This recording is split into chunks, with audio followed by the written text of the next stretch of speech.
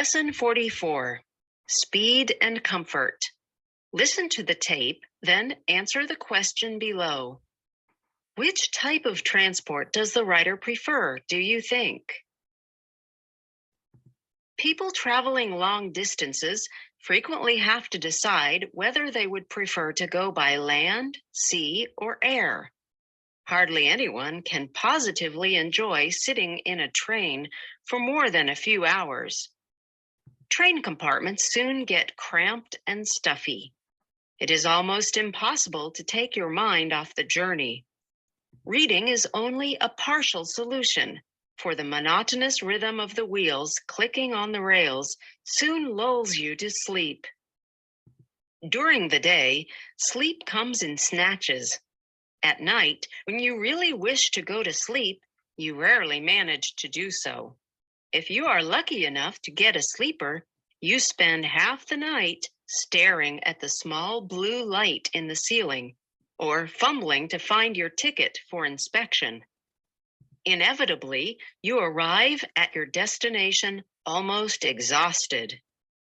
Long car journeys are even less pleasant, for it is quite impossible even to read. On motorways, you can at least travel fairly safely at high speeds, but more often than not, the greater part of the journey is spent on roads with few service stations and too much traffic. By comparison, ferry trips or cruises offer a great variety of civilized comforts. You can stretch your legs on the spacious decks, play games, meet interesting people, and enjoy good food. Always assuming, of course, that the sea is calm. If it is not, and you are likely to get seasick, no form of transport could be worse. Even if you travel in ideal weather, sea journeys take a long time. Relatively few people are prepared to sacrifice holiday time for the pleasure of traveling by sea. Airplanes have the reputation of being dangerous, and even hardened travelers are intimidated by them. They also have the disadvantage of being an expensive form of transport, but nothing can match them for speed and comfort. Traveling at a height of 30,000 feet, far above the clouds, and at over 500 miles an hour is an exhilarating experience. You do not have to devise ways of taking your mind off the journey, for an airplane gets you to your destination rapidly. For a few hours, you settle back in a deep armchair to enjoy the flight. The real escapist can watch a film and sip champagne on some services. But even when such refinements are not available, there is plenty to keep you occupied. An airplane offers you an unusual and breathtaking view of the world. You soar effortlessly over high mountains and deep valleys. You really see the shape of the land. If the landscape is hidden from view, you can enjoy the extraordinary sight of unbroken cloud plains that stretch out for miles before you, while the sun shines brilliantly in a clear sky.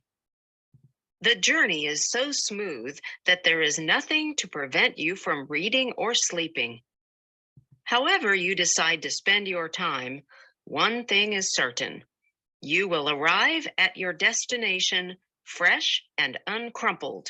You will not have to spend the next few days recovering from a long and arduous journey. Lesson 45. The Power of the Press. Listen to the tape, then answer the question below. Does the writer think the parents were lucky or unlucky to gain prosperity in this way? Why? In democratic countries, any efforts to restrict the freedom of the press are rightly condemned.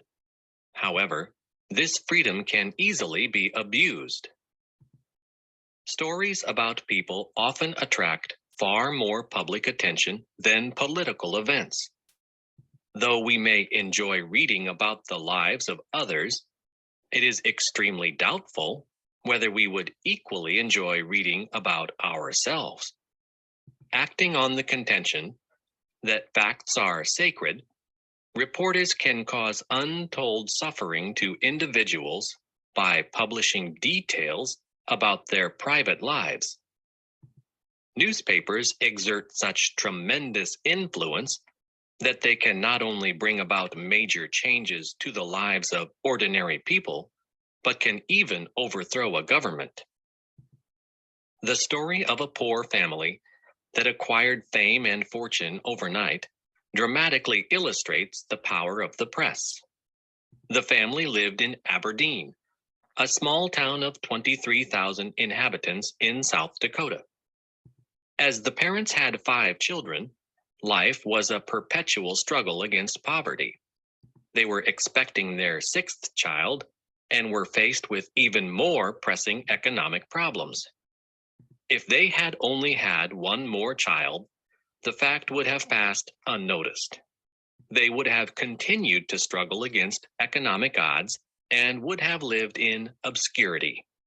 But they suddenly became the parents of quintuplets, 4 girls and a boy, an event which radically changed their lives.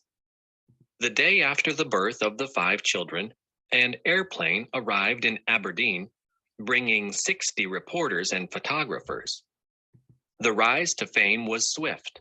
Television cameras and newspapers carried the news to everyone in the country. Newspapers and magazines offered the family huge sums for the exclusive rights to publish stories and photographs. Gifts poured in not only from unknown people, but from baby food and soap manufacturers who wished to advertise their products. The old farmhouse the family lived in was to be replaced by a new $500,000 home. Reporters kept pressing for interviews, so lawyers had to be employed to act as spokesmen for the family at press conferences. While the 5 babies were still quietly sleeping in oxygen tents in a hospital nursery, their parents were paying the price for fame. It would never again be possible for them to lead normal lives. They had become the victims of commercialization, for their names had acquired a market value. Instead of being 5 new family members, these children had immediately become a commodity. Lesson 46. Do it yourself. Listen to the tape, then answer the question below. Did the writer repair his lawnmower in the end? Why? Why not? So great is our passion for doing things for ourselves that we are becoming increasingly less dependent on specialized labor. No one can plead ignorance of a subject any longer, for there are countless do-it-yourself publications. Armed with the right tools and materials, newlyweds gaily embark on the task of decorating their own homes.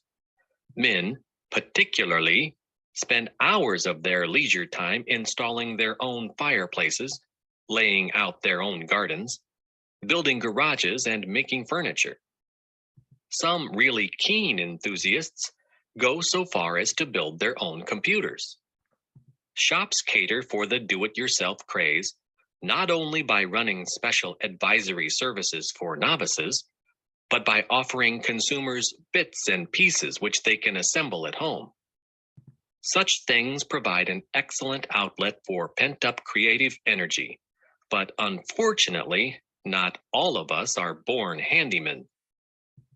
Some wives tend to believe that their husbands are infinitely resourceful and can fix anything. Even men who can hardly drive a nail in straight are supposed to be born electricians, carpenters, plumbers, and mechanics. When lights fuse, furniture gets rickety, pipes get clogged, or vacuum cleaners fail to operate, some women assume that their husbands will somehow put things right. The worst thing about the do-it-yourself game is that sometimes even men live under the delusion that they can do anything, even when they have repeatedly been proved wrong.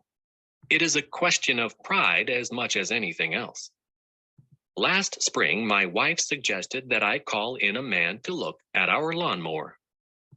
It had broken down the previous summer, and though I promised to repair it, I had never got round to it. I would not hear of the suggestion and said that I would fix it myself. One Saturday afternoon, I hauled the machine into the garden and had a close look at it. As far as I could see, it needed only a minor adjustment, a turn of a screw here, a little tightening up there, a drop of oil, and it would be as good as new. Inevitably, the repair job was not quite so simple. The mower firmly refused to mow, so I decided to dismantle it. The garden was soon littered with chunks of metal, which had once made up a lawnmower, but I was extremely pleased with myself. I had traced the cause of the trouble. One of the links in the chain that drives the wheels had snapped. After buying a new chain, I was faced with the insurmountable task of putting the confusing jigsaw puzzle together again. I was not surprised to find that the machine still refused to work after I had reassembled it, for the simple reason that I was left with several curiously shaped bits of metal which did not seem to fit anywhere. I gave up in despair. The weeks passed and the grass grew. When my wife nagged me to do something about it, I told her that either I would have to buy a new mower or let the grass grow. Needless to say, our house is now surrounded by a jungle.